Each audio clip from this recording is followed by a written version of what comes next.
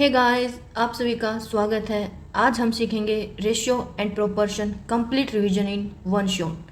चलो बिना time waste किए हम स्टार्ट करते हैं। हम देखेंगे रेशियो क्या होता है। रेशियो मतलब अनुपात। दो समान प्रकार की राशियों की तुलना को हम रेशियो कहते हैं। जैसे अगर किसी क्लास में 8 लड़के हैं और 12 लड़कियां हैं तो हम इनका लड़के और लड़कियों को अगर अनुपात में दिखाएंगे तो ऐसे दिखाएंगे 8:12। तो समान प्रकार की राशियां लड़के हैं और लड़कियां हैं। ध्यान रखना, समान प्रकार की राशियां होनी चाहिए, अलग अलग नहीं। और रेशियो होता है, इनको अनुपात में ऐसे दिखाते हैं, सिंपलेस्ट रेशियो फॉर्म। रेशियो को हम हमेशा सरल रूप में लिखते हैं, सिंपलेस्ट फॉर्म में, मतलब किसी से भी डिवाइड नहीं होना चाहिए। यहाँ पर 8:12 था तो ये डिवाइड हो रहे थे तो हमने 4 से डिवाइड करके इसको बिल्कुल सिंपलेस्ट फॉर्म में लिखा है। और रेशियो को हम हमेशा सिंपलेस्ट फॉर्म में ही लिखते हैं। रेशियो को हम कैसे सिंप्लीफाई करते हैं? रेशियो है उसको हम सिंप्लीफाई मतलब कैसे सोल्व करते हैं। जैसे हमारे पास रेशियो है 18:24, तो हम इसको कैसे सोल्व करेंगे? उसके लिए सबसे पहले हम इन दोनों का HCF लेंगे। HCF आएगा हमारा 6। अब हम इस HCF से इन दोनों को डिवाइड करेंगे। 6 3 जा 18 रेशियो 6 4 जा 24। तो हम रेशियो को ऐसे सिंप्लीफाई करते हैं। पहले हम जो भी हमें रेशियो में दिया उसका HCF लेंगे, फिर उससे हम डिवाइड करेंगे, देखेंगे कि कितने पर जा रहा है, तो उसको हम बिल्कुल सिंपलेस्ट फॉर्म में लिखेंगे ताकि वो किसी से भी बाद में डिवाइड ना हो। अब हम देखेंगे इक्विवेलेंट रेशियो। इसमें क्या होता है, सभी बराबर अनुपात में होते हैं। जैसे 2:3 है।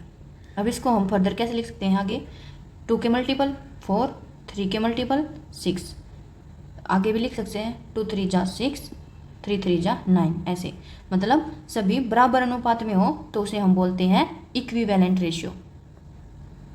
अब हम देखेंगे रेशियो के प्रकार, रेशियो के टाइप।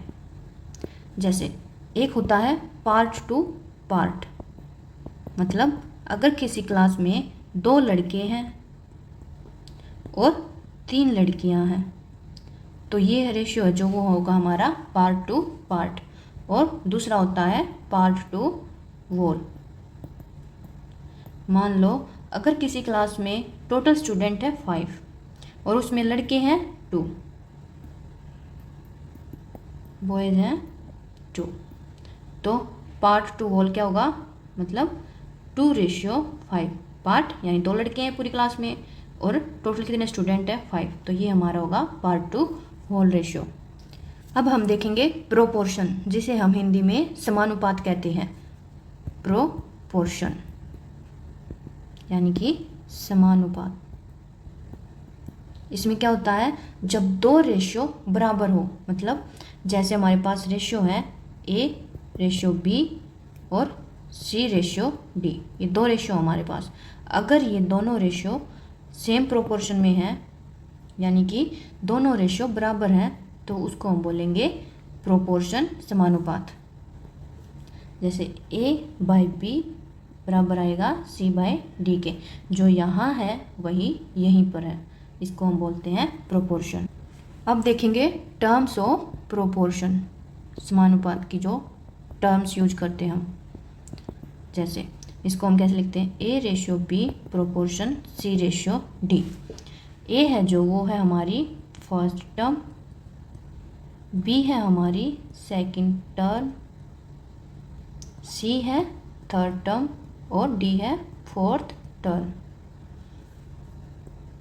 अब हम देखेंगे सबसे important formula, A:B proportion C:D, मतलब कि क्रॉस मल्टीप्लिकेशन। ये सबसे इम्पोर्टेंट है इस चैप्टर का। जैसे इसमें क्या करते हैं, क्रॉस मल्टीप्लाई, फर्स्ट और फोर्थ की मल्टीप्लाई करते हैं, सेकंड और थर्ड की। तो कैसे करते हैं cross multiplication? A × D = B × C। तो ये है हमारा क्रॉस मल्टीप्लिकेशन। अब हम एक क्वेश्चन सोल्व करके देखेंगे।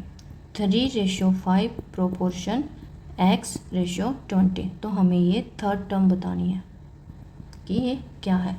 तो a इंटू डी, मतलब फर्स्ट और लास्ट की मल्टीप्लाई करेंगे। 3 × 20 कितना आया 60। अब सेकंड है 5 और थर्ड टर्म है x, इनकी मल्टीप्लाई करेंगे, ये आया 5x। तो क्या था formula, a into D is equal to B into सी।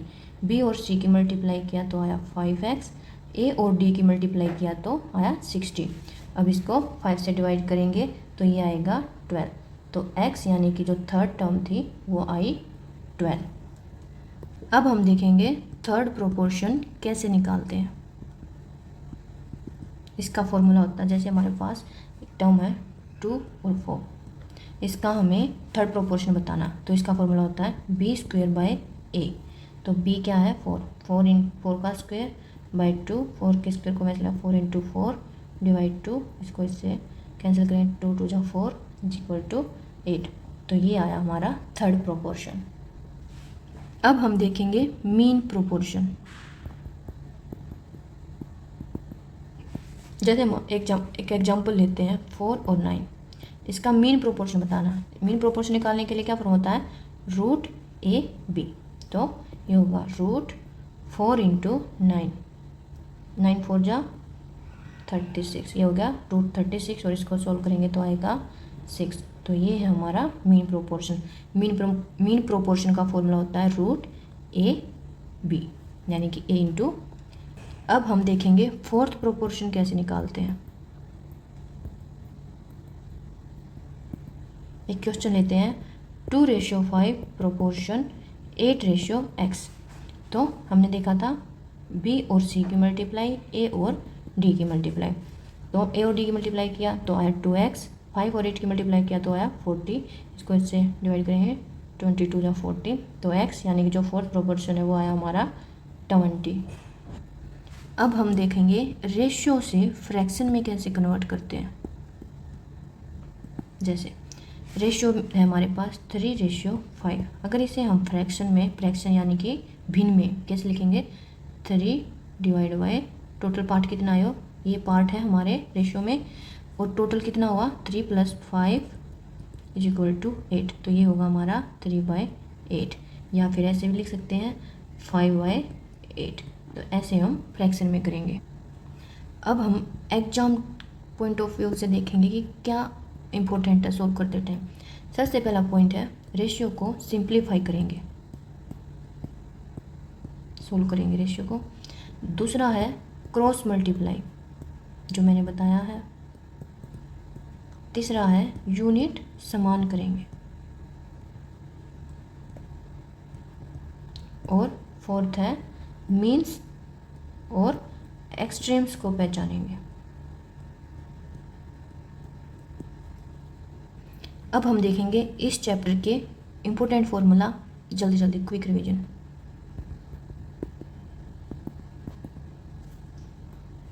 पहले रेशियो कैसे लिखते हैं, रेशियो को a/b ऐसे। प्रोपोर्शन को कैसे लिखते हैं, a/b c/d, ये प्रोपोर्शन। थर्ड है क्रॉस मल्टीप्लिकेशन, ये कैसे, जैसे a/b प्रोपोर्शन c/d है, इन दोनों की मल्टीप्लाई और इन दोनों की मल्टीप्लाई। फोर्थ है थर्ड प्रोपोर्शन। थर्ड प्रोपोर्शन का क्या फॉर्मूला था, b²/a। फिफ्थ है मीन प्रोपोर्शन,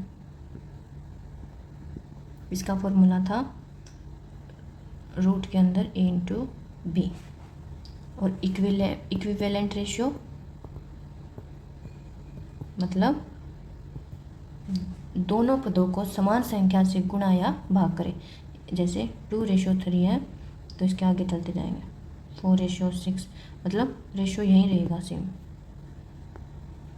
अगर वीडियो अच्छी लगी हो तो लाइक ज़रूर करें। Thank you.